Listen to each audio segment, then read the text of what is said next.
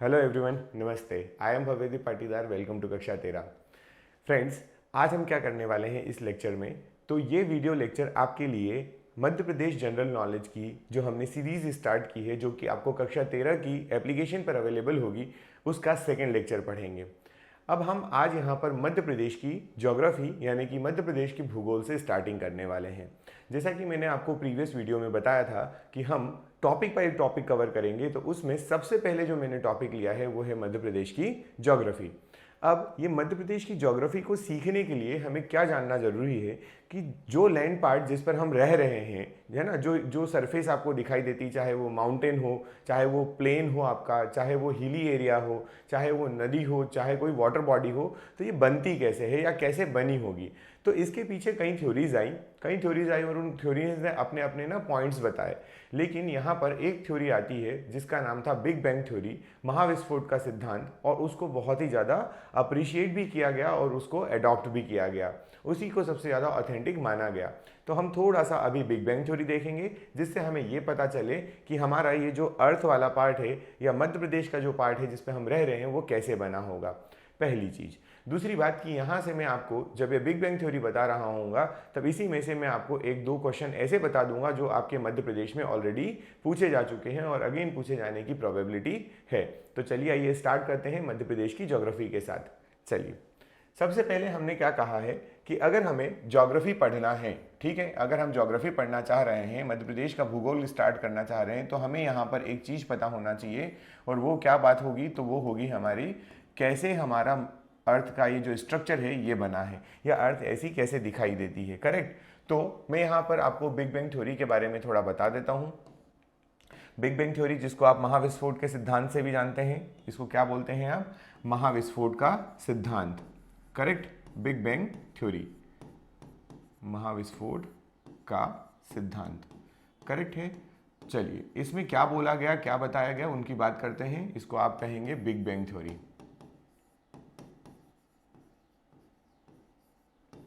जैसा कि नाम से पता चल रहा है आपको कि महाविस्फोट, बिग बैंग, बैंग हुआ होगा, है ना।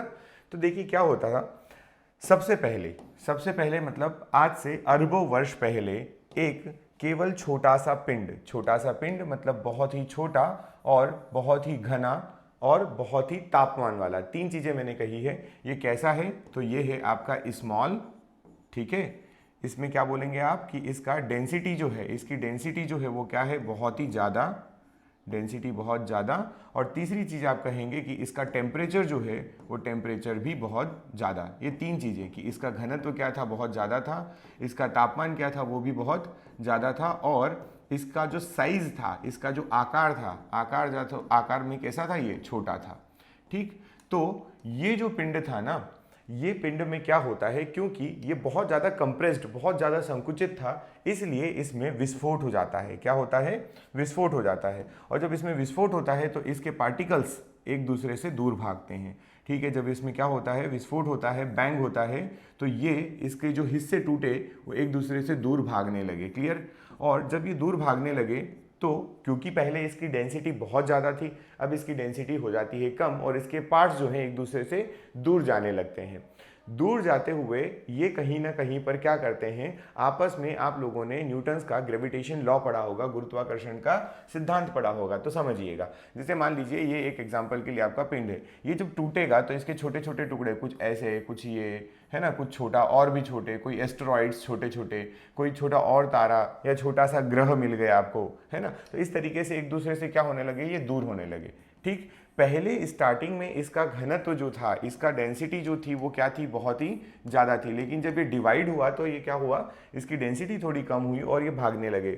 ठीक। अब होता ये है कि ये पिंड आपस में एक दूसरे को क्या करते हैं, गुरुत्वाकर्षण के बल द्वारा खींचते हैं। इसके बीच में भी गुरुत्वाकर्षण लगेगा, इसके बीच में भी गुरुत्वाकर्षण लगेगा, ऐसे सभी पिंडों के बीच में आपस में गुरुत्वाकर्षण लगने लगा। और फिर इनकी जो चाल है वो धीमी हुई और वो अपने एक ऑर्बिट को पकड़कर क्या करने लगे, घूमने लगे। ये यहाँ पर कंडीशन बनी। ठीक है। तो इसी तरीके से ये जो आपको बताया गया, इसी तरीके से हमारा सौर मंडल बनता है। क्या बनता है, हमारा सौर मंडल, जिसको आप कहते हैं हमारा सोलर सिस्टम। तो सोलर सिस्टम जो बना, उस सोलर सिस्टम का कैसे फॉर्मेशन हुआ अब आपको समझ में आ गया। हमारा जो सोलर सिस्टम है, हमारी जो आकाशगंगा है जिसको आप मिल्की वे कहते हैं, ये सभी जो बने हैं वो कैसे बने हैं, वो इस तरीके से बने हैं कि आपका एक पिंड जो है वो क्या हो गया, वो उसमें विस्फोट हुआ और उसके पार्टिकल्स, उसके जो छोटे छोटे पिंड टुकड़े टूटे, वो एक दूसरे से दूर भागने लगे। अब ये बना आपका सोलर सिस्टम, सौरमंडल। एक पॉइंट यहाँ से आप याद रखिएगा, ये सोलर सिस्टम जो बना इसकी जो एज है वो आप याद रखना 13.7, नहीं ये आपका बाद में बनता है, आपका जो बिग बैंग थ्योरी हुई उसका आपको ईयर याद रखना है, ये तो आपका बनता है 4.5 बिलियन ईयर अगो, ठीक है।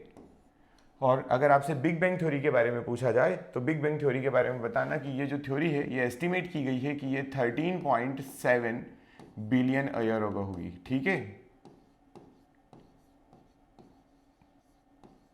क्लियर। बिग बैंग थ्योरी का टाइम पीरियड क्या है, 13.7 बिलियन ईयर अगो। और अगर हमसे पूछा जाए सौरमंडल का फॉर्मेशन कब हुआ तो उसमें 4.5 बिलियन ईयर अप्रोक्स बता सकते हैं, कहीं कहीं पर ये 5 भी लिखा है पर उससे कोई फर्क नहीं पड़ता है। अब सौरमंडल में हमें किससे काम है मेनली, तो देखो एक तो आपके पास ये है ना, एक आपके पास सूर्य है और इसके साथ में आपको दूसरा जो काम है वो है आपके अर्थ से, क्लियर। तो क्या होता है कि जब आपका वो पिंड जो जिसमें विस्फोट हुआ था उसका टेम्परेचर बहुत ज़्यादा होने की वजह से वो अभी रेड हॉट था, रेड हॉट का मतलब है पूरा लाल तप्त, ठीक, और वो लगभग पिघली हुई अवस्था में था लेकिन रेड था, ये समझिए। जब इसके पार्टिकल्स दूर गए तो हर कोई पार्ट जो था ना वो अपनी तरीके से क्या था, बिल्कुल रेड था, बिल्कुल गर्म था, बहुत ज़्यादा गर्म। तो हमारी अर्थ का जो फॉर्मेशन हुआ, हमारी अर्थ जो बनी वो भी स्टार्टिंग में कैसे बनती है कि इसमें पूरा पूरा जो इसका जो अंदर जो सब्सटेंस थे वो कैसे थे, बिल्कुल रेड थे, बिल्कुल, है ना। ये पूरी अर्थ कैसी थी, रेड थी आपकी। अब ये हुआ है कि धीरे धीरे हमारी अर्थ ने सन का क्या स्टार्ट किया, सन की परिक्रमा करती थी, है ना। हमारी अर्थ जो है वो ये आपका क्या हो गया, ये आपका सूर्य हो गया और इसके अराउंड हमारी अर्थ क्या कर रही है, परिक्रमा लगा रही है, ठीक है। ये परिक्रमा का कुछ पाथ ऐसा होता है, राइट। इस तरीके से हमारी अर्थ इसके सन के अराउंड क्या लगाती है, परिक्रमण करती है। ये स्टार्टिंग में रेड है लेकिन धीरे धीरे ये परिक्रमा करती गई। अर्थ पर क्या फॉर्मेशन हो जाता है, तो अर्थ पर बन जाता है H2 और O2 के कॉम्बिनेशन से बन जाता है, यहाँ पर हाइड्रोजन और ऑक्सीजन के, H बोल दीजिए H2 बोल दीजिए चलेगा, यहाँ पर बन जाता है H2O, क्लियर। क्योंकि H हाइड्रोजन अकेली अवस्था में नहीं होता है, H2 में होता है, इसलिए मैंने H2 लिखा। और O2 आपको पता है ऑक्सीजन, इन दोनों के कॉम्बिनेशन से क्या बन गया, यहाँ पर H2O बन गया, जल बन गया। जल बन गया है, अर्थ पर पानी है और अर्थ क्या कर रही है, लगातार लगातार अपने सूर्य की परिक्रमा कर रही है। जब सूर्य की परिक्रमा करती है तो अर्थ पर चेंज होते हैं सीजन्स, है ना। अर्थ पर डिफरेंट सीजन्स आते हैं, अलग अलग मौसम आते हैं, अलग अलग ऋतुएं आती हैं। और जब अलग अलग ऋतु आई तो उनमें एक ऋतु आती बारिश, फिर आती है ठंड और फिर गर्मी। तो जो ये वर्षा वाला ऋतु वाला टाइम था, रेनी सीजन वाला जो टाइम था, वहाँ पर हर साल क्या होता था, रेनफॉल होता था। तो हमारी अर्थ की पता है कंडीशन कैसी होगी, अगर इस अर्थ को मैं आपको जूम करके बताऊं तो हमारी अर्थ की कंडीशन कुछ ऐसी थी। यहां से समझिएगा जरा, अब ब्लू बनाते हैं, हमारी अर्थ जो है ऐसी बना देते हैं। और क्या हुआ इसके साथ में वो भी बातें यहां पर करेंगे हम, अर्थ की पूरी डिटेल आपको बताते हैं, सुनिएगा। देखिए, तो हमारी अर्थ पे ये ऊपर से अर्थ निकली चपटी, ऊपर से अर्थ कैसी हुई, चपटी। चपटी का मतलब है फ्लैटेंड, ऊपर से फ्लैट थी ये, है ना। दोनों हमारे जो पोल्स हैं, नॉर्थ और साउथ पोल, आपको बाद में अभी समझ में आएगा, वो कैसे थे, फ्लैट थे। और बीच में से ब्लश्ड, ब्लश्ड का मतलब होता है कि फैली हुई, ठीक है। तो ये हमारी अर्थ की स्थिति थी। मैं इसको अलग से और बताऊंगा कि ये पोल कैसे बन जाते हैं, पर अभी तो आप समझिए कि अर्थ पे हुआ क्या। अब हमारी अर्थ के बीचों बीच एक पार्ट मिला जो कि भूभाग था। कैसा था ये, भूभाग, जिसको आप बोल सकते हैं कि ये लैंड पार्ट था। यहाँ पर क्या था, यहाँ पर जमीनी हिस्सा था। और इसके आसपास की अगर अपन बात करें तो इसके आसपास यहाँ पर इन सभी एरियाज में आपको क्या मिला, ये सभी आसपास वाले क्षेत्रों में पानी मिला, ठीक है। यहाँ पर पानी भरा हुआ था, राइट। अब ये केवल कल्पनाएं हैं, ये कल्पनाएं हैं और कुछ जो साक्ष्य मिले हैं, जो ज्योग्राफिकल चीज़ें मिली है, भूवैज्ञानिक दृष्टि से जो हमें चीज़ें मिली है, उनको देखते हुए हमने जो निष्कर्ष निकाला, जो हमने थ्योरी पढ़ी है, उसकी हम बात कर रहे हैं यहाँ पर, ठीक है। तो पहले तो आपको मैंने ये बताया कि क्या हुआ था हमारे यहाँ पर हुआ था big bang theory. Big bang theory से आपकी क्या हुआ, अर्थ का फॉर्मेशन हुआ, अर्थ बनी बिग बैंग थ्योरी से। सोलर सिस्टम किससे बना? बिग बैंग थ्योरी से, ये हम मानेंगे। ठीक है, सूर्य और अर्थ जो हैं ये इनकी लाइफ कितनी, अगर आपसे कोई पूछे तो अप्रॉक्स आप बता सकते हैं 4.5 बिलियन ईयर है। ठीक है, अर्थ कैसी थी बिल्कुल, तो हमने यहाँ पे बना के बताया कि अर्थ जो थी बिल्कुल हमारी वो रेड हॉट हो रही थी, ये लाल तत्व थी, बिल्कुल लाल थी। फिर क्या करी है, अर्थ हमेशा सूर्य की क्या कर रही थी? परिक्रमा कर रही थी, है ना, परिक्रमा कर रही थी। तो परिक्रमण में के बाद और आपका क्या H2O बन जाता है, तो इसकी वजह से धीरे धीरे क्या होने लगती है, ये धीरे धीरे ठंडी होने लगती है ना। तो ये क्या होती है, ये अर्थ का ऊपर वाला पृष्ठ जो होता है वो धीरे धीरे ठंडा होता है, इसको अपन बोलेंगे कूल डाउन। ठीक है, और उसके बाद आपकी, अब हम पढ़ रहे हैं कि हमारे पास अर्थ की आज की कंडीशन में जो अर्थ है वो कैसे बनी। तो एक तो आपने बिग बैंग थ्योरी देखी, और यहां पर आता है कॉन्टिनेंटल ड्रिफ्ट थ्योरी, महाद्वीपीय विस्थापन का सिद्धांत। क्या बोला जाता है? महाद्वीपीय विस्थापन का सिद्धांत। अब ये क्या है, थोड़ा सा इसको समझ लेते हैं ताकि हमारे कुछ पॉइंट्स कवर हो जाएं। पहला पॉइंट मैंने आपको बता दिया, याद रखने के लिए आप ये याद रखेंगे कि 4.5 बिलियन ईयर अगो हमारा अर्थ का ओरिजिन है। उसके बाद हम बात करते हैं यहाँ पर महाद्वीपीय विस्थापन सिद्धांत की, जिसमें हमने ये बोला कि बीच में हमारा क्या था, एक हिस्सा था जो केवल भूभाग था, लैंड वाला पार्ट था, और उसके आसपास जो था वो पूरी तरफ से क्या हो गया था, ये पूरी तरफ से वाटर से सराउंडेड था। ये ऊपर सब आपको क्या दिखाई दे रहा है ब्लू कलर से, ये आपका जल है। अब इसके बाद क्या होता है, इसके बाद अर्थ पर लगातार कुछ न कुछ गतिविधियां होती रहती है। अब कौन सी गतिविधि होती है तो वो समझिएगा। अर्थ पर होती है इंटरनल और एक्सटर्नल गतिविधि। इंटरनल एक्सटर्नल का मीनिंग क्या है यहाँ पर, मतलब क्योंकि अर्थ अभी बिल्कुल रेड है जैसे कि आपको दिखाई दे रही है, तो अर्थ का ये वाला भाग इंटरनली क्या होता है, एक्सपांड होता है, कुछ आंतरिक गतिविधियां होती है, और कुछ एक्सटर्नल फैक्टर काम करते हैं, जैसे पानी गिर रहा है ऊपर से, हवाएं चल रही है, सनलाइट है, ये कुछ एक्सटर्नल फैक्टर कहलाते हैं। तो इनके कारण जो आपका भूभाग था वो भूभाग दो पार्ट में डिवाइड हो जाता है। भूभाग क्या हो जाता है, दो पार्ट में डिवाइड हो जाता है। तो सबसे पहले जो हमें मिला, हमारा अर्थ का हिस्सा वो कुछ ऐसा मिला, समझिएगा यहाँ से हमें अर्थ का जो हिस्सा मिला वो कुछ ऐसा मिला कि आपका ये वाला पार्ट ऊपर अलग हो गया और ये वाला पार्ट नीचे अलग हो गया। ये जो आप भूभाग बता रहे थे वो दो हिस्सों में टूट गया। दो हिस्सों में टूटा तो ऊपर वाला जो हिस्सा बना, इस ऊपर वाले हिस्से को हमने बोला ये अंगारा लैंड होगा। इसको हमने क्या कहा, इसको हमने बोला अंगारा। ठीक है, ऊपर वाले आधे हिस्से को हम बोल रहे हैं अंगारा, और नीचे जो आपका दूसरा आता है आधा हिस्सा, रिमेनिंग पार्ट, इसको हमने बोला गोंडवाना। इसको हमने क्या कहा, गोंडवाना का हिस्सा। राइट, ठीक। अब ये दोनों पार्ट जो डिवाइड हुए, तो आप देखिए यहाँ पर क्या था, वाटर था, सराउंडेड बाई वाटर था ना ये भूभाग। तो होगा ये कि ये जो पानी है ना, ये जो वाटर है उसको एक गैप मिल जाएगी यहाँ पर। कहाँ पर गैप मिलेगी, जब ये दोनों भूभाग अलग होंगे तो उनके बीच में एक गैप मिल जाएगी, और वो जो गैप मिलेगी वहाँ पर ये पानी भर जाएगा। राइट, ये जो पानी भरा है बीच में, ये जो देख पा रहे हैं आप, ये बाद में आपको मैं बताऊंगा हिमालय बन जाता है। ठीक है, कैसे वो बाद में बताएंगे। इसका जो बीच में जो ये पार्ट है इसका नाम दिया गया है, इसको हमने कहा टेथिस सागर। इसको हमने क्या कहा, टेथिस सागर। ठीक है, तो अगर आपसे कोई सिंपल क्वेश्चन पूछता है कि हिमालय का निर्माण कहां पर हुआ है, वेयर द हिमालयाज फॉर्म्ड, तो आप बोलना at the place of Tethys sea, मतलब जहां पर टेथिस सागर था वहां पर हिमालय का निर्माण हुआ है। राइट, इतनी बात समझ में आ गई अभी आपको कि हमारे अर्थ के दो पार्ट होते हैं, भूभाग के दो पार्ट होते हैं, अर्थ के नहीं, भूभाग के दो पार्ट होते हैं, एक आपका अंगारा लैंड और दूसरा गोंडवाना लैंड। अब बात करते हैं ये अंगारा और गोंडवाना जो हुए, इनकी आगे की स्टोरी क्या है। तो देखिए, अंगारा और गोंडवाना अभी भी रेड हॉट है, इंटरनल और एक्सटर्नल एक्टिविटी, आंतरिक और बाह्य गतिविधियां अभी भी चल रही है।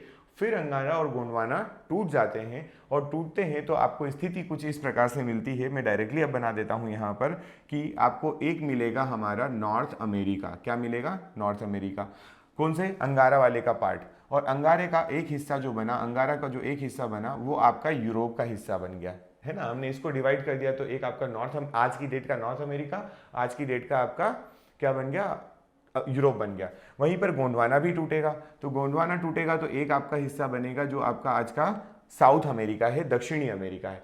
फिर उसके पास में ये बनाता है अफ्रीका। क्या बनता है, अफ्रीका। और एक और हिस्सा टूटता है इसका, जो बनता है हमारा इंडो ऑस्ट्रेलिया। इसको हम क्या कहते हैं, ये बना इंडो ऑस्ट्रेलियाई प्लेट। इसको हमने कहा इंडो ऑस्ट्रेलियाई प्लेट।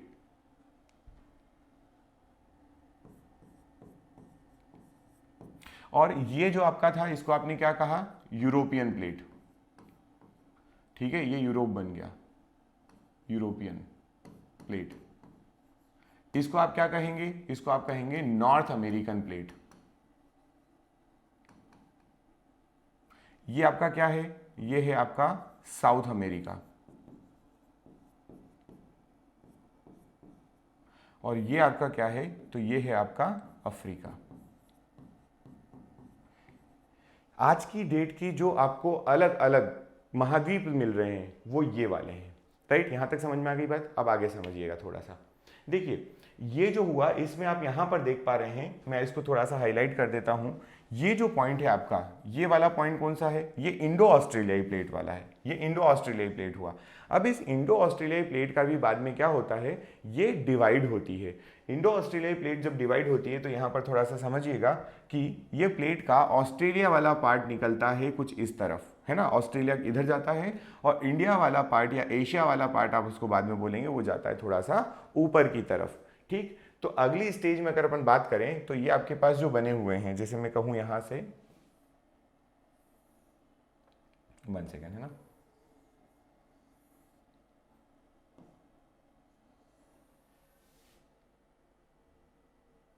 ठीक है।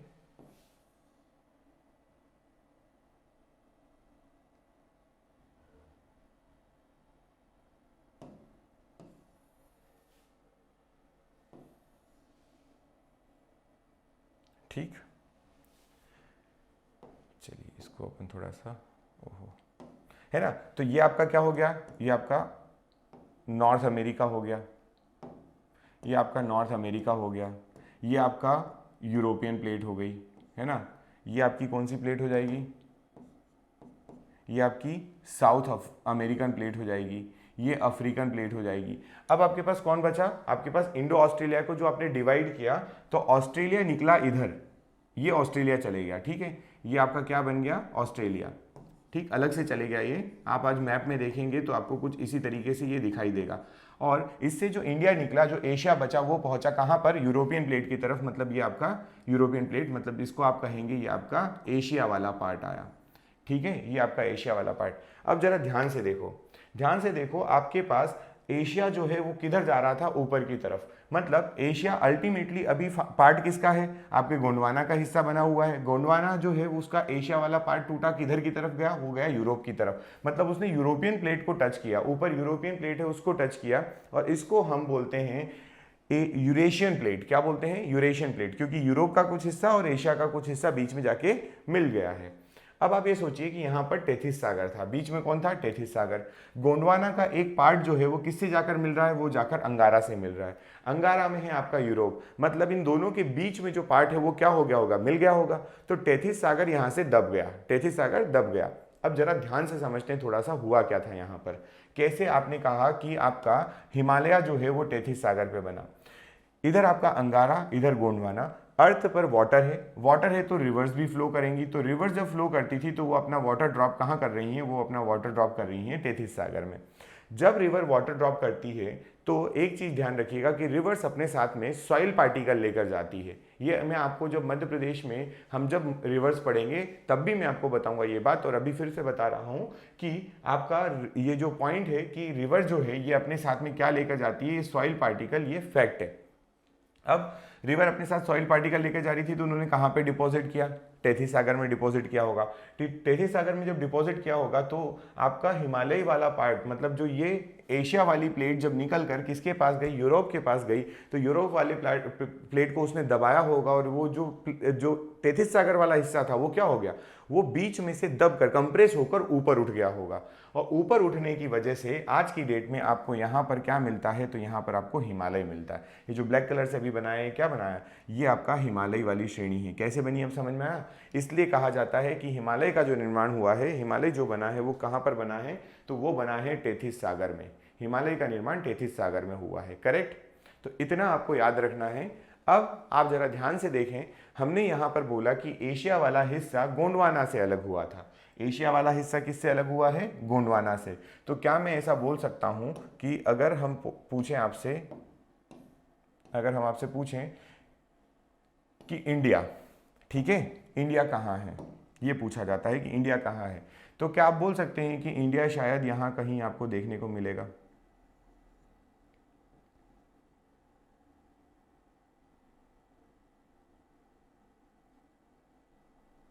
ये आपका इंडिया है, ठीक। और इंडिया की अगर अपन बात करें तो ये किसका हिस्सा बनता है अल्टीमेटली? ये जो हिस्सा है ये है गोंडवाना का। ये किसका हिस्सा है? गोंडवाना का। इसका अभी जो पार्ट आप याद रखना, वो याद रखना गोंडवाना। क्लियर? गोंडवाना का हिस्सा है। और आपके इंडिया में ही क्या है? मध्य प्रदेश भी है। मध्य प्रदेश भी कहाँ है? यहीं पर है। तो क्या मैं ऐसा बोल सकता हूँ कि इसके अंदर अगर हम देखें, इसके अंदर अगर हम देखें यहाँ पर, एक मिनट इसको थोड़ा सा,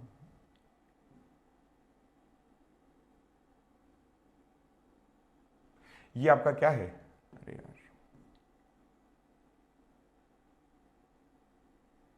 ये आपका मध्य प्रदेश है।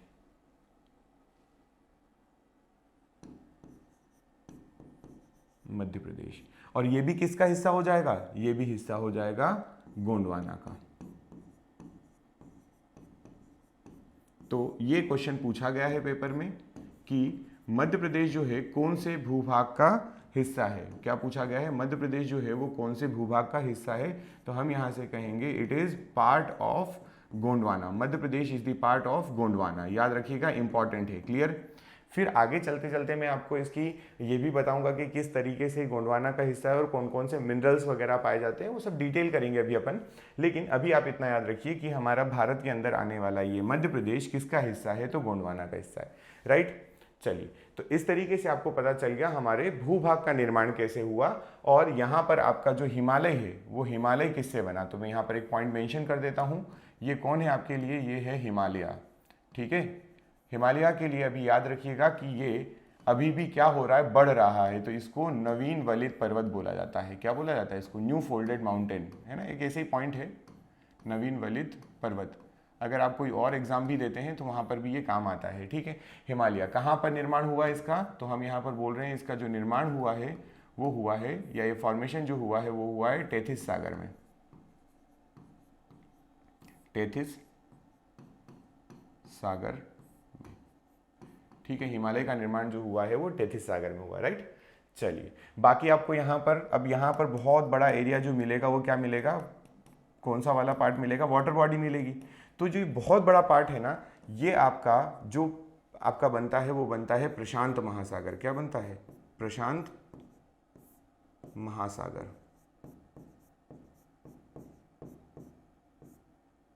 ये पैसिफिक ओशन है, ये है ना, इसको आप कहेंगे ये आपका पैसिफिक ओशन। ठीक? अच्छा, यहां से एक चीज और समझते हैं हम लोग। ये जो आपका वाटर बॉडी थी, वाटर बॉडी को हमने बोला था पेंथालसा।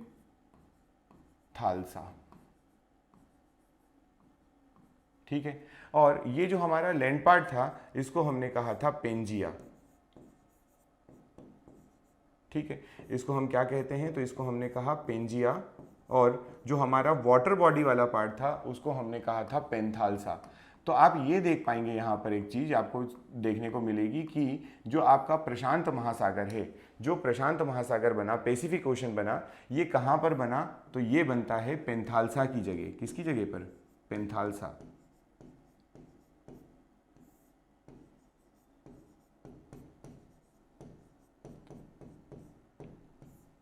समझ गए? पेंथालसा को अब आप क्या बोलेंगे कि अब क्या हो गया? आपका प्रशांत महासागर हो गया है। राइट? इतनी बातें आप याद रखिए। और भी बॉडी है, वाटर बहुत सारी जगह पे मिलेगा, मैंने पूरा बनाया नहीं, पर ये इंडिया के लिए है। ये आपका हिमालय है। यहाँ पर ये जो है ये पर्वत श्रेणी किसकी है? तो ये हिमालय की पर्वत श्रेणी है। ठीक? बढ़े आगे। इतनी बातें क्लियर है। 4-5 फैक्ट्स आपके पास आ गए हैं, जिसमें से ऑलरेडी 2-3 तो पूछे हुए हैं और एक्स्ट्रा चीज़ें भी हैं, कुछ याद रखिएगा। अब थोड़ा और आगे बढ़ते हैं और हम यहाँ पर अब पढ़ेंगे हमारे अर्थ पर खींचे गए अक्षांश एवं देशांतर। अक्षांश एवं देशांतर। ठीक है? बहुत इंपॉर्टेंट है, ध्यान से देखिएगा, क्योंकि इसका आपकी ज्योग्राफी में काम आने वाला है। ये आगे चलकर इसका यूज होने वाला है। इसको आप बोलते हो लैटिट्यूड एंड लॉन्गिट्यूड।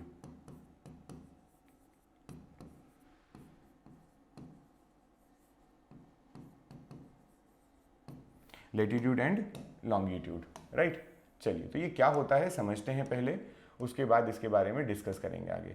देखिए अब हुआ ये कि अर्थ की कंडीशन आप भी जानते हैं, अर्थ कुछ ऐसी है, और केवल इंडिया नहीं, बहुत सारी मतलब आपके पास और भी लैंड पार्ट है ना, इंडिया के अलावा भी तो लैंड पार्ट है। तो अगर कोई भूभाग होता या लैंड वाला पार्ट होता तो वहाँ पर एक चीज़ अच्छी होती, और वो क्या होती कि हम वहाँ पर इजीली किसी प्लेस का नाम कर सकते थे। लेकिन अगर कोई वाटर बॉडी है, जैसा कि आपको पता है हमारी अर्थ का 2/3 से भी ज़्यादा हिस्सा जो है वो वाटर पे है, वाटर कवर्ड है, तो अगर इतनी जगह पर अगर पानी है तो आप उसको नामकरण कैसे करेंगे, उस लोकेशन को आप कैसे बताएंगे। तो इन सब बहुत सारी दुविधाओं और बहुत सारे प्रॉब्लम्स की वजह से हमारे यहाँ पर वर्ल्ड वाइड बड़े बड़े जो भूगोलवेत्ता थे वो सब इकट्ठा होते हैं एक जगह इंग्लैंड में, लंदन में, और वहाँ पर बैठकर ये डिसाइड करते हैं कि हमें अर्थ पर कुछ इमेजिनरी लाइंस ड्रॉ करना पड़ेंगी। हमें क्या ड्रॉ करना पड़ेगी, कुछ इमेजनरी या काल्पनिक रेखाएं खींचना पड़ेंगी, जिसकी वजह से हम किसी जगह की लोकेशन को पता कर पाएँ, किसी वस्तु कहीं पर रखी है, कोई ऑब्जेक्ट कहीं पर है तो उसको लोकेट कर सकें। तो इसके लिए हमने क्या बनाया, तो हमने अक्षांश और देशांतर बनाए। अभी अक्षांश और देशांतर क्या होते हैं तो इनकी थोड़ी सी बात कर लेते हैं, कैसे दिखते हैं उनकी भी बात कर लेते हैं। मैं आपको इसको एक डायग्राम के थ्रू समझाना चाहता हूँ जो आपको पहली बार में पूरा क्लियर विजन दे देगा। देखिए आइए क्या है डायग्राम समझते हैं थोड़ा सा। हमने बात की है अक्षांश और देशांतर की। किन की बात कर रहे हैं हम लोग, अक्षांश और देशांतर। मैं यहां पर पहले एक काम करता हूं,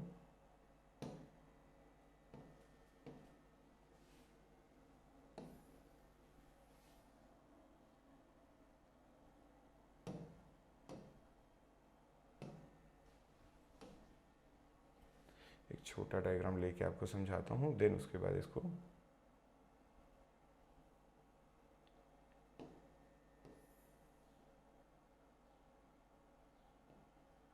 ठीक है, ये आप देख पा रहे हैं, देखिए इसको।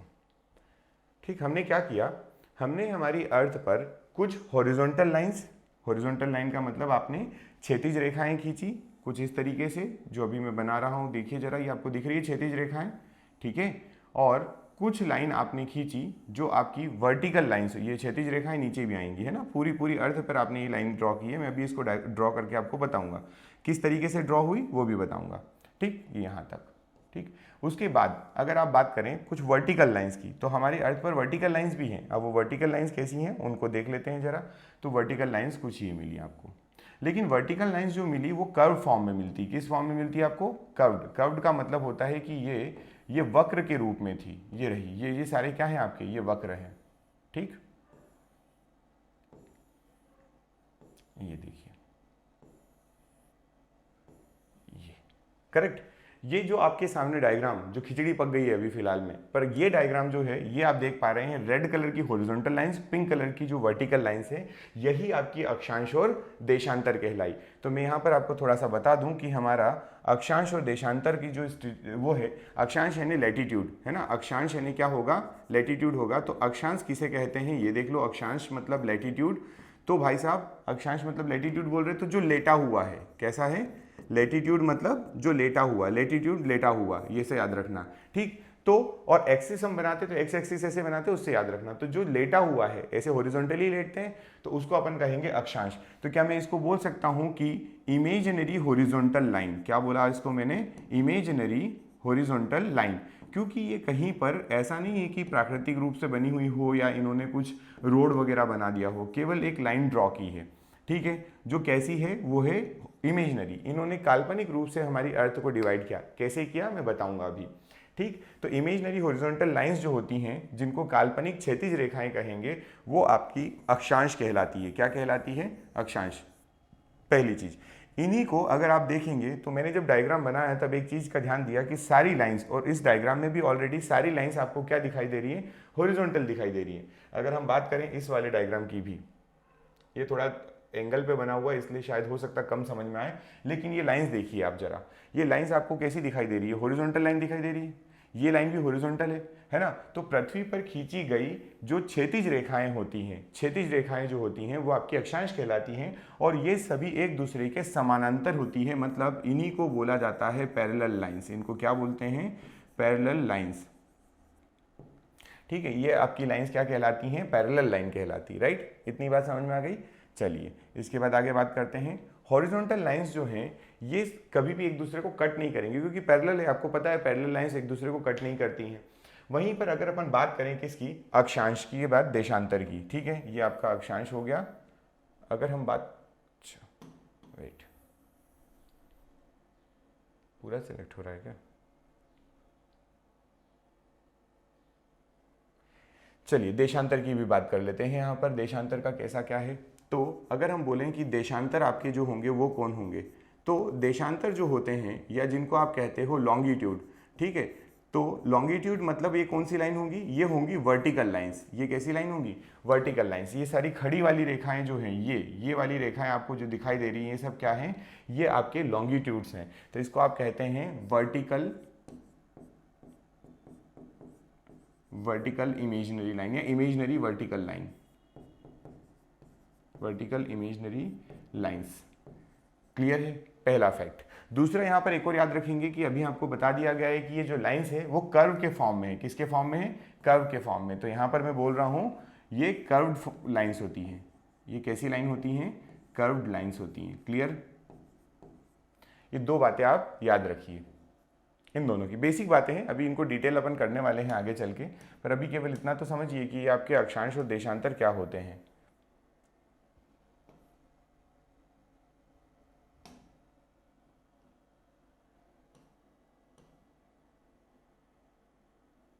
ठीक, चलिए आगे बढ़ते हैं। इस डायग्राम को तो अभी ठीक है, इसके अलावा और अपन देखते हैं, अच्छे डायग्राम लिए हुए हैं इसके बाद भी। देखिए ये डायग्राम मैं आपको समझाऊंगा, लेकिन ये 3D वाला डायग्राम है, इसको थोड़ा सा बाद में समझते हैं। इसके पहले हम लोग पहले तो ये समझ लेते हैं कि ये लाइंस बनाई कैसे गई हैं। तो मैं एक अर्थ का शेप बनाकर आपको ये बता देता हूँ कि ये लाइंस कैसे ड्रॉ की गई। ठीक है, अभी मैं केवल आपको यहाँ पर अक्षांश बनाना बता रहा हूँ। अक्षांश का मतलब क्या होता है, अक्षांश का मतलब होता है लैटिट्यूड, या जिनको हम कहते हैं पैरेलल लाइंस, लैटिट्यूड्स। ठीक है, चलिए तो सबसे पहले हमने क्या किया, ये हमारी अर्थ है, हमारी अर्थ को हमने दो पार्ट में डिवाइड किया। पहले तो इक्वली दो पार्ट डिवाइड किए। कैसे किए, तो बीचों बीच हमने एक लाइन ड्रॉ कर दी, और इस लाइन को हमने बाद में आगे चल के कहा कि ये लाइन हमारी जो है, ये लाइन हमारी इक्वेटर कहलाई। क्या कहलाई, इक्वेटर। इक्वेटर का मीनिंग क्या होता है, तो ये वाली लाइन जो है इक्वेटर इसलिए बनी क्योंकि ये पृथ्वी के बीच से निकल रही थी और पृथ्वी को दो पार्ट में डिवाइड, बहुत ध्यान से समझिएगा यहाँ से, ये पृथ्वी को दो पार्ट में डिवाइड कर रही थी। कैसे, देखो ये इक्वेटर हो गई आपकी, इसका आधा हिस्सा ऊपर और आधा हिस्सा नीचे। हमारी अर्थ की कंडीशन ये कि इसके आधे ऊपर और आधे नीचे अर्थ रहती है, इसलिए इसको आपने कहा इक्वेटर। इसी को आप कहते हैं भूमध्य रेखा, इसी का आप क्या कहते हैं, भूमध्य रेखा। और हिंदी में इसका एक और नाम है, इसी को कहा जाता है विषुवत रेखा। इसको आप क्या कहते हैं, साथ में विषुवत रेखा भी कहते हैं। ठीक है ये बात, चलिए अब आगे समझते हैं। जो ऊपर वाला पार्ट आया, ये जो ऊपर वाला पार्ट था, इस ऊपर वाले अर्थ के पार्ट को बोला गया कि ये हमारा नदन हेमिस्फीयर होगा, जिसका मतलब उत्तरी गोलार्ध। ठीक है, इस वाले हिस्से को हमने क्या कहा, इस वाले हिस्से को हमने कहा नदन हेमिस्फीयर, नदन हेमिस्फीयर। ठीक है, मतलब आप इसको कहेंगे उत्तरी गोलार्ध, उत्तरी गोलार्ध। ठीक है, और वैसे ही जब नीचे वाले पार्ट को देखेंगे तो आप क्या कहेंगे, ये है हमारा सदर्न हेमिस्फीयर। ये अपना क्या है,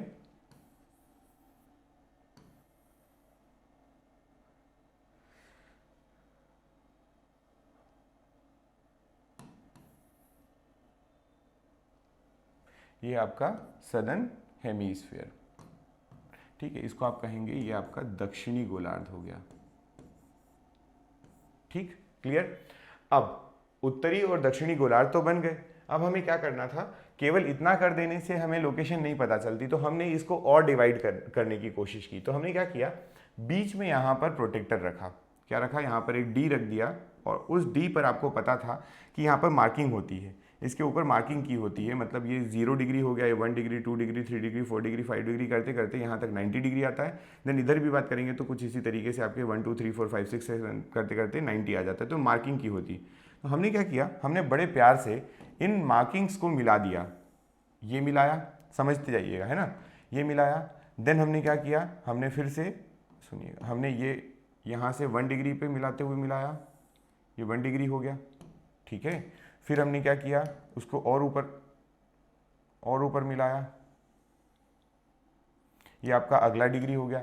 इस तरीके से आप क्या करते गए, इस तरीके से आप अर्थ पर अलग अलग एंगल की क्या खींचते गए, लाइन खींचते गए, लाइन ड्रॉ करते गए।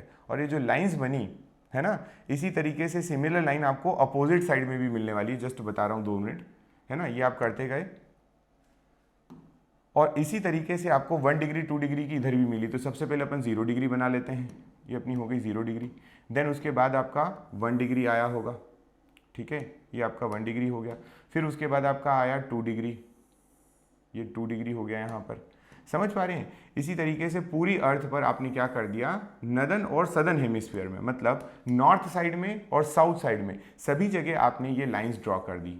और जब ये आपने लाइंस ड्रॉ कर दी यहाँ पर, तो आपको यहाँ से क्या मिलने लगा, आपको एक चीज़ मिलने लगी कि 1 डिग्री आपको यहाँ पर भी मिला और 1 डिग्री आपको यहाँ पर भी मिला, राइट। इसके बाद 2 डिग्री 3 डिग्री 4 डिग्री, और ऐसे करते करते आप कहाँ तक पहुँच गए, तो वर्टिकली आप जब पहुँचे तो आप पहुँचे 90 डिग्री पर। कहाँ पहुँचे, ये आपका 90 डिग्री बन गया। 1 2 3 4 5 90, 1 2 3 4 5 6 7 90, क्लियर। अब ये ऐसी लाइन बन रही थी, जबकि हमने देखा हमारे अक्षांश तो ऐसे है नहीं, तो हमने यहाँ पर पता है क्या किया, हमने यहाँ पर इस 1 डिग्री वाली लाइन को अगली 1 डिग्री वाली लाइन से ज्वाइन कर दिया। 1 डिग्री को किससे ज्वाइन कर दिया, 1 डिग्री से। उसी तरीके से हमने अगली लाइन ली और 2 डिग्री को हमने ज्वाइन कर दिया किससे, तो 2 डिग्री से। इस तरीके से आप 1 डिग्री को 1 डिग्री से, 2 डिग्री को 2 डिग्री से, 3 डिग्री को 3 डिग्री से, इस तरीके से आप जोड़ते गए और आपके पास अल्टीमेटली अर्थ पर क्या मिलने लगी, आपको मिलने लगी कुछ हॉरिजॉन्टल लाइंस। और ये जो हॉरिजॉन्टल लाइंस थी ये क्या कहलाई, तो ये कहलाई आपकी अक्षांश। ये क्या कहलाए, अक्षांश कहलाए। पूरी अर्थ पर इस तरीके से आपने क्या ड्रॉ कर दी है, आपने हॉरिजॉन्टल लाइंस ड्रॉ कर दी। समझ गए ये बात, है ना। अब सारी लाइंस नहीं बना रहा हूँ, तो बनाते गए और यहाँ पर पहुँचे जब आप, ये आखिरी लाइन और उसके बाद ऊपर जब पहुँचे तो लाइन नहीं मिली, क्योंकि आपने 1 डिग्री और 1 डिग्री को मिलाया, 2 डिग्री 2 डिग्री को, तो इधर से भी 90 वही था, इधर से भी 90 वही था, मतलब यहाँ पर आपको एक पॉइंट मिल गया, ठीक। तो ये आपके बन गए अक्षांश। जिस तरीके से उत्तर में बनाए उसी तरीके से अक्षांश जो बने वो दक्षिण में भी बने, है ना। उत्तर वाले जो अक्षांश थे उसी तरीके से अक्षांश दक्षिण में भी बनते हैं, और ये अक्षांश जो बने तो वो आपको कुछ इस तरीके से बाद में दिखाई देने लगे। ये आपके 1 डिग्री 2 डिग्री 3 डिग्री के क्या हैं, अक्षांश है जो आपने बनाए हैं, राइट। इसको आप बोल सकते हैं 1 डिग्री 2 डिग्री 3 डिग्री। और ये बीचों बीच जो आपका इक्वेटर है इसको आप बोलेंगे 0 डिग्री। क्या कहेंगे, इक्वेटर को आप कहेंगे 0 डिग्री। इक्वेटर आपकी 0 डिग्री लाइन हो गई। तो इक्वेटर का पहला नाम आपका इक्वेटर, दूसरा नाम आपका भूमध्य रेखा, तीसरा नाम इसका विषुवत रेखा, और अगर एक नाम और तो वो 0 डिग्री लाइन कहते हैं। इसको क्या कहते हैं, 0 डिग्री लाइन या 0 डिग्री आपका लैटिट्यूड बन गए।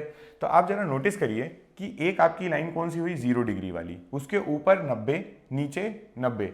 तो अगर ऊपर की बात करें तो ऊपर आपके पास 90 पार्ट, ऊपर कितने पार्ट हो गए, 90 हिस्से हो गए, है ना। 90 पार्ट हो गए, 90 पार्ट हो गए। अगर नीचे बात करें तो भी कितने, तो यहाँ पर भी आप बात करेंगे तो ये भी आपको 90 पार्ट्स मिलेंगे। इसके बाद एक पार्ट बीच में आता है, वो है 0 डिग्री का। ये 0 डिग्री वाला पार्ट जो है ये सिंगल पार्ट है, ये एक पार्ट है आपका, हाँ या ना। और ये जो सिंगल पार्ट है, इस सिंगल पार्ट को अगर आप ऐड कर दें और टोटल आपके नीचे से ऊपर तक अगर आप टोटल हिस्से देखें, अक्षांश की टोटल स्थिति देखें, तो क्या आप डायरेक्टली यहाँ से एक चीज़ कह सकते हैं कि अर्थ पर जो टोटल क्या करे हुए हैं आपने, एक सेकेंड, है ना, अर्थ पर जो टोटल आपने अक्षांश बनाए हैं वो कितने बनाए हैं। तो क्या मैं बोल सकता हूँ 90 प्लस ये वाला 90 और प्लस ये वाला एक, बोल सकते हैं, इजीली बोल सकते हैं। तो क्या यहाँ से मैं बोल दूँ total number of latitudes, total number of latitudes की अगर अपन बात करें तो ये लैटिट्यूड्स कितने हैं, तो 90 प्लस 90 और प्लस 1, इसका मतलब ये 181 होना चाहिए। कितने होना चाहिए, 181। लेकिन कभी कभार बुक में 181 ना देकर इसी का डेटा जो है ये दिया हुआ रहता है 179। कितना दिया है, 179। अभी समझिए 179 क्यों दिया है। 179 इसलिए दिया है, समझिएगा यहाँ से 179 इसलिए है कि आपके पास जो अर्थ है ना, अर्थ की अगर अपन बात करें तो अर्थ में ये टॉप पॉइंट और बॉटम पॉइंट देखिए, जब ऊपर आपका 90 बना तो वैसे ही नीचे भी 90 बनेगा। ऊपर वाला कहलाएगा नॉर्थ तो नीचे वाला कहलाएगा साउथ, ठीक। तो ये 90 डिग्री नॉर्थ और 90 डिग्री साउथ है ना, ये लाइंस नहीं है, ये क्या है, ये है आपके डॉट या पॉइंट। तो अगर ये पॉइंट्स हैं दोनों, तो हमने तो अक्षांश को क्या कहा था, हमने अक्षांश को कहा था लाइंस, हमने अक्षांश और देशांतर को लाइंस कहा है।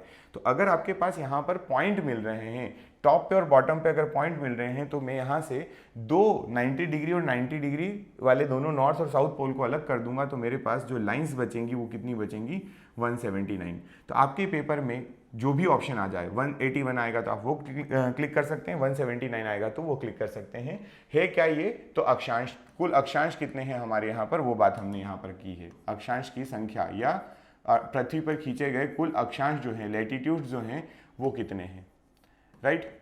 आ गई इतनी बात समझ में। चलिए हम अक्षांश पढ़ रहे हैं, क्या पढ़ रहे हैं हम, अक्षांश।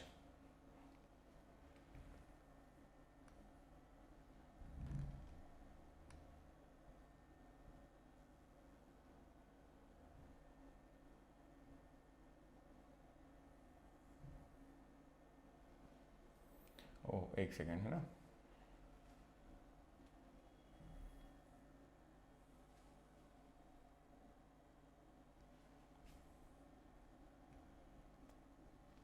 ठीक है।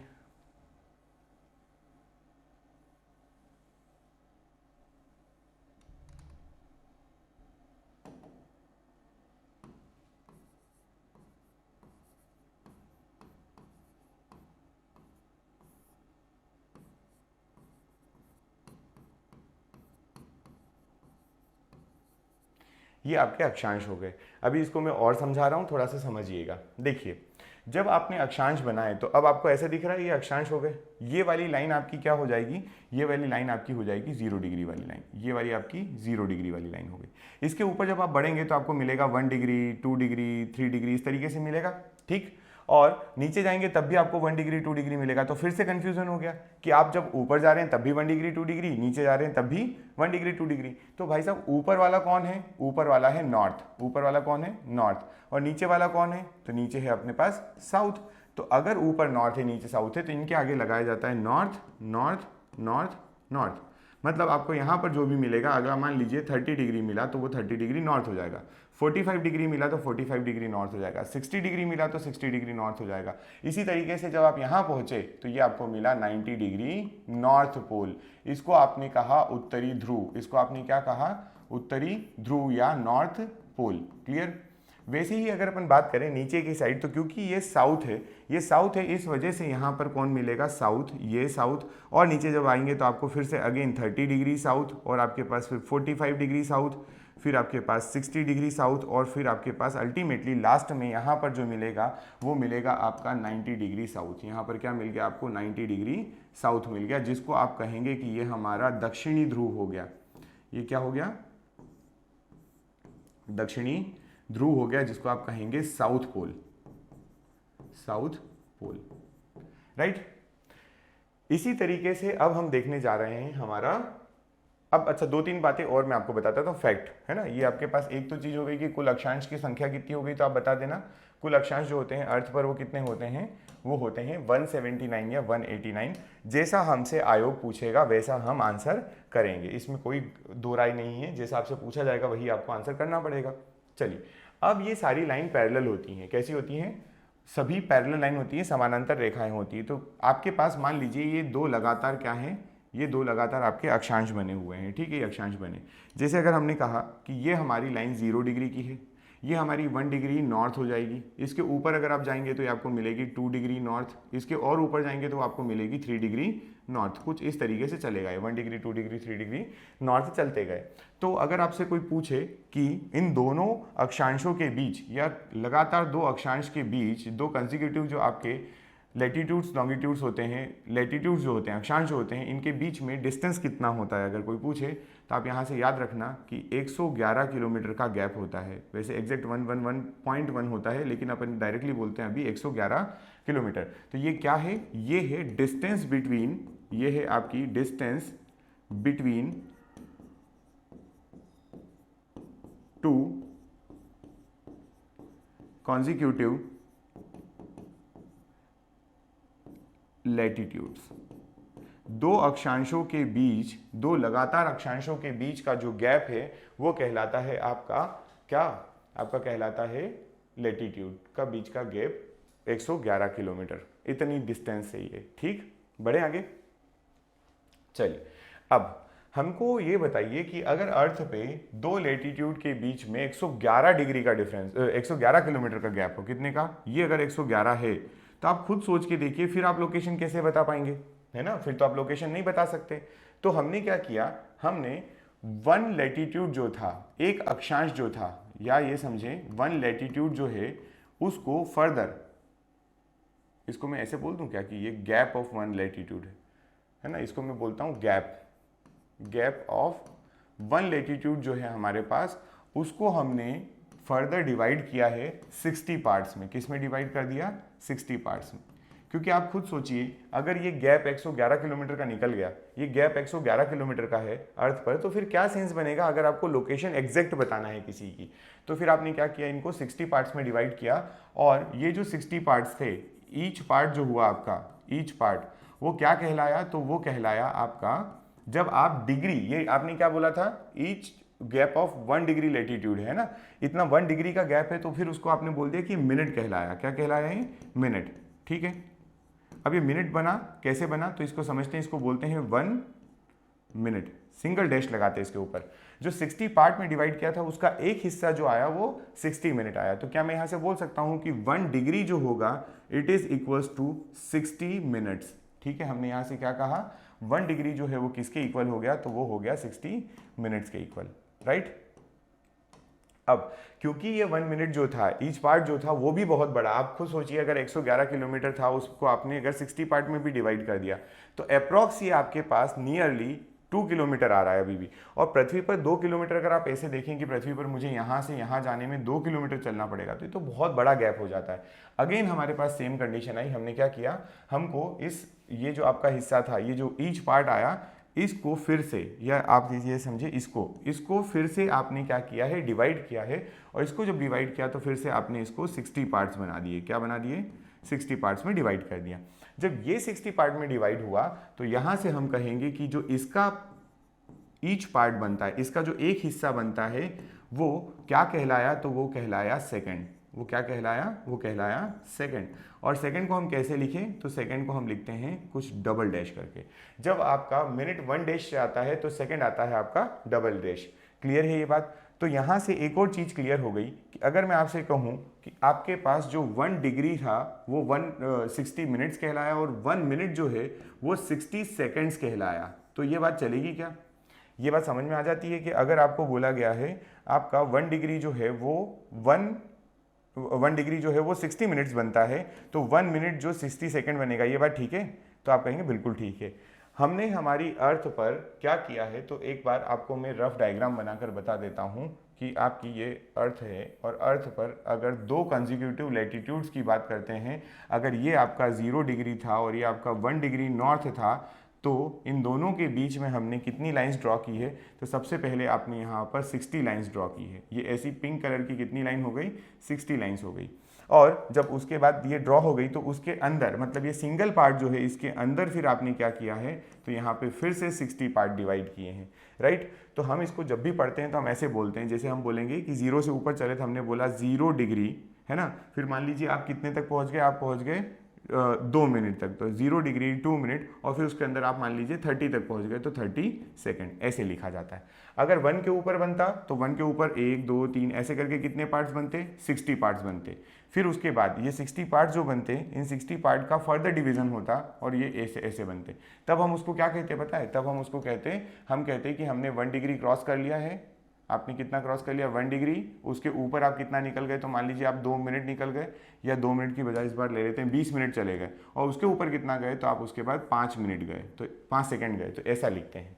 क्लियर? ये आपको धीरे से मैं लिखना सिखाऊंगा और आगे चल के, अभी आप इतना याद रखिए इसको। क्या यहाँ तक बात क्लियर है? पूरी समझ में आया कि कैसे आपने अक्षांश और देशांतर बनाए हैं, अक्षांश देशांतर कैसे बनाएं, क्या डिवीजन किया, ये समझ में आ गया है। कितनी लाइंस होती हैं टोटल, ये भी समझ में आ गई है। दोनों के बीच में कितना गैप होता है, ये भी समझ में आ गया है। ठीक है, इनको पैरेलल लाइंस बोला जाता है, ये भी बात है। इनको आप अक्षांश कह रहे हैं, पैरेलल लाइंस कह रहे हैं। उत्तरी गोलार्ध वाले जितने उत्तर में होंगे सब उत्तरी गोलार्ध, जितने दक्षिण में होंगे सभी दक्षिणी गोलार्ध वाले। ठीक है, कैसे बोलते हैं कि आपका ये अर्थ पर अगर आप देखें, ये आपकी लाइन 0 डिग्री लाइन, और ये अगर आपका 1 डिग्री है, तो इसको आप कहेंगे ये 1 डिग्री या 1 डिग्री साउथ लेटीट्यूड है। इसको आप क्या कहेंगे? 1 डिग्री साउथ लेटीट्यूड। और अगर यही ऊपर बना होता है, मान लीजिए यहाँ पे 2 डिग्री बना होता, तो इसको आप बोलते हैं ये 2 डिग्री नॉर्थ लेटीट्यूड है। इनके पीछे आपको डायरेक्शन लगाना बहुत ही ज़्यादा ज़रूरी है। अगर डायरेक्शन नहीं लगाएंगे तो ये सेंस नहीं रखता है। ठीक है ये बात? चलिए ठीक है, तो इसके बाद हम पढ़ेंगे इसके नेक्स्ट वाले लेक्चर में। ठीक है, थैंक यू सो मच।